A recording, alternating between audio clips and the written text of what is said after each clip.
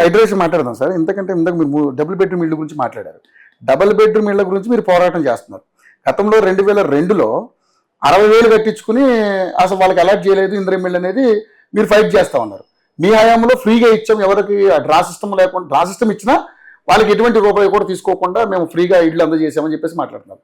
మరి నిజంగానే వాళ్ళు 60,000 వసూలు చేసినట్టు కానీ, మళ్ళీ ఇప్పుడు ఇందిరమ్మ ఇల్లు పేరు ఇస్తున్నట్టుగా మళ్ళీ 10,000 వసూలు చేసి డ్రా సిస్టమ్ తీసిన తర్వాత ఎవరికి డ్రా వెళ్తే మళ్ళీ 6 లక్షలు కట్టమని కానీ మీరు దాన్ని ఫైట్ చేస్తున్నారు.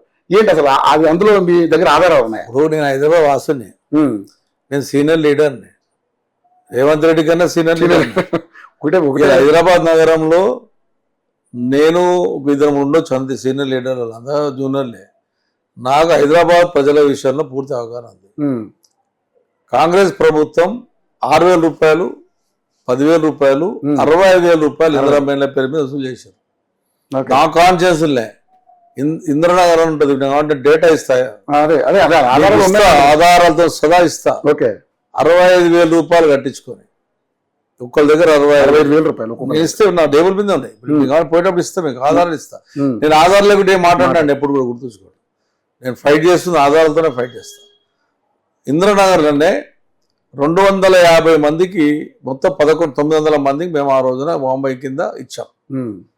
ఈ ఇచ్చిన తర్వాత ఈ గవర్నమెంట్, కాంగ్రెస్ గవర్నమెంట్ వచ్చే టైంలో అందరి దగ్గర 65,000. ఇంకో ఓరు తీసుకున్న పైసలు హౌసింగ్ బోర్డు అండి. హౌసింగ్ బోర్డు అంటే అది ఒక సంస్థ. అవును, ఇప్పుడు చెప్పేటట్టు హౌసింగ్ బోర్డు సంస్థ. హౌసింగ్ బోర్డుకు 65,000 రూపాయలు కట్టి 85 మంది, 250 మందిలో 167 మందికి ఇండ్లు ఇచ్చింది. 85 మంది గట్టలే ఈ రోజు వరకు డబ్బులు లేదు. అంటే హైదరాబాద్లో నాకు తెలిసిన మటుకు 2 లక్షల మంది దగ్గర డబ్బులు వసూలు చేశారు ఆ టైంలో. 10,000 అనుకోండి, 60 ఆధారాలతో సదా ఇస్తా. అంత డిబేట్ చేయమన్న దమ్ము ధైర్యం ఉంటే ఆధారాలతో సదా ఇస్తా. నేను ఆధారాలు ఇవ్వకపోతే రాజకీయం మొత్తం రాజకీయ సన్యాసం తీసుకుంటాను.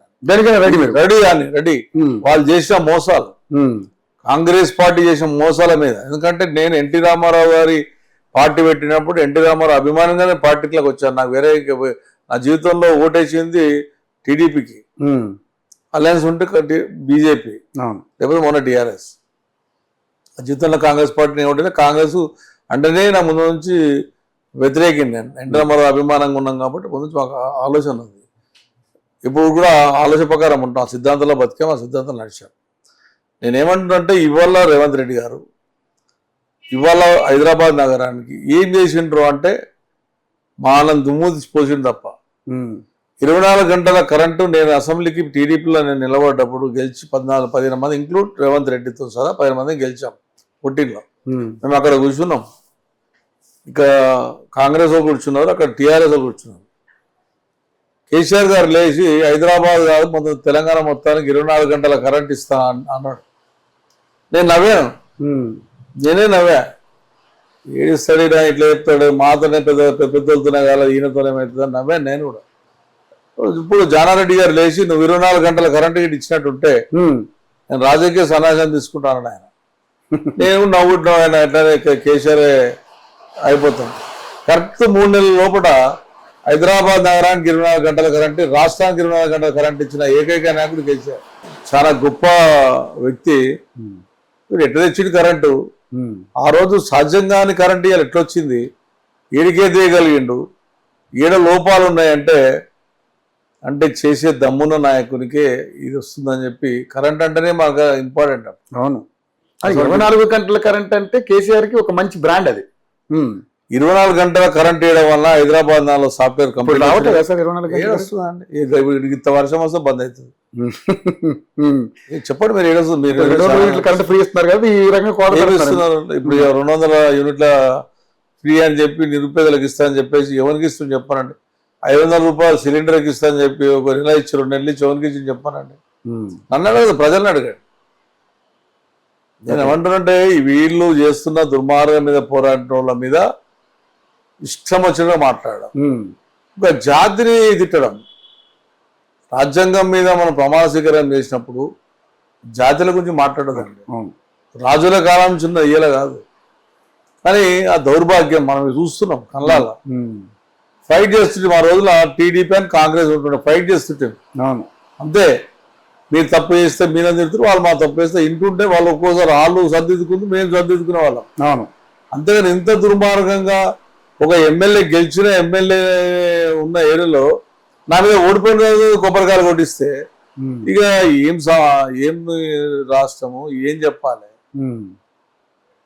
మేమే 10 ఏళ్ళు తలుచుకుంటే ఇక్కడ ఉంటుంటానండి. కానీ అది కాదు కదా రాజకీయం అంటే. చెయ్యం అటువంటి పనులు మేము చేయలేమండి. దళిత బంధు ఇచ్చినా కాంగ్రెస్ వాళ్ళకి ఇచ్చాం, దళిత బంధు ఉన్న బీజేపీ వాళ్ళకి ఇచ్చాం. ఎవరికైనా తప్పు చేయలేము మేము. ప్రజాస్వామ్యం ముందుండాలని తెలిసాం. మొన్న ఊడిపోయింది అదే ప్రజలు కొట్టిరని అనుకుంటారు, నేను ప్రజలు కొట్టిరని అనుకుంటలేదు. మా వల్ల, మా తప్పుదాల వల్ల, మా లీడర్ తప్పుదాల వల్ల, మా లీడర్లు ఎవరైతే ఎమ్మెల్యేలు మా కింద ఉన్నటువంటి కోటేషన్ సక్కర్లేగా ఓడిపోయినా తప్ప ప్రజలు కొట్టిన ఓటింగ్ కాదండి. ఆ లెక్క ప్రకారం చూసుకుంటే రూరల్లో మీకు అటువంటి ప్రాబ్లం ఎదురైందేమో కానీ ఈ జిహెచ్ఎంసీ డెవలప్మెంట్ ఊళ్ళల్లో కూడా 15 సీట్లు 500 నుంచి 1200-1500 ఓట్లు అవుతుంది. 15 సీట్లు పోయినాయి, 15 సీట్లు పోయినాయి. అప్పుడు మేము చేసినట్టుది ఎక్కడ కూడా కొద్దిగా 10 సంవత్సరాలు నడిచింది. మా కేడర్లలో కూడా సైలెంట్ అయ్యారు.